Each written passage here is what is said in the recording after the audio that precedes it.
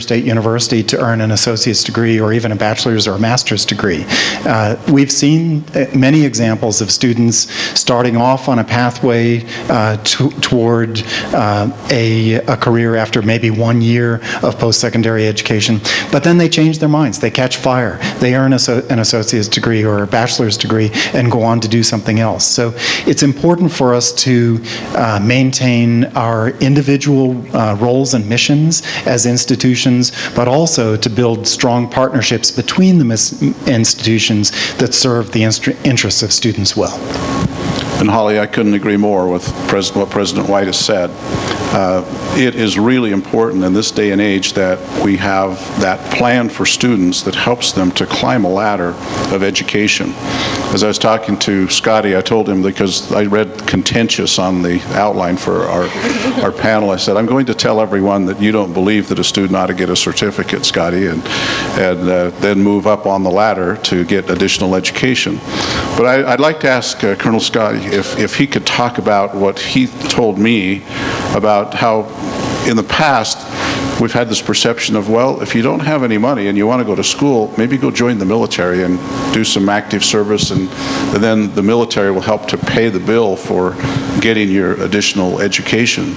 But tell them what you told me about that. That's not necessary anymore. Well, we have this paradigm of the military has a huge enlisted force, and many of them come out of high school and they go right into the military, and they're leveraging the military for that experience, maturation, specific skills, and some resources that they can apply towards a 4-year degree when they choose to separate from the military, because most enlisted folks don't stay in for a whole career.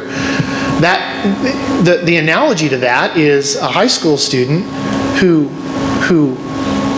is needing a skill and motivation and may not want to pursue a 4-year degree right away. And why won't they? Why shouldn't they be encouraged to pursue that vocation? So vocation, we're in a culture now that seems to focus on paperwork and what degree do I have on the wall. And the reality is, for whether it's national security or just providing for your family, you don't always need a 4-year degree, at least right at the outset. So let's try to change the culture. Let's try to take that T in STEM and make it not some big pie in the sky technology idea, but the idea of being a technician and having a technical skill and going out and doing a vocation. And in a few years from now, when you've got that experience and those resources, you're like that enlisted member who spent 4 to 6 years or even 2 years in the military, you go ahead and move on to what you feel your calling is. It's more clear, you've got a skill behind it, and then you can go and get that 4-year degree or a master's or a PhD and keep on going. I just think our culture right now is so focused on, well, you got to get out of high school, you got to go straight to college, and then, oh, by the way, we're almost to the point of everybody needs to bang out a master's degree.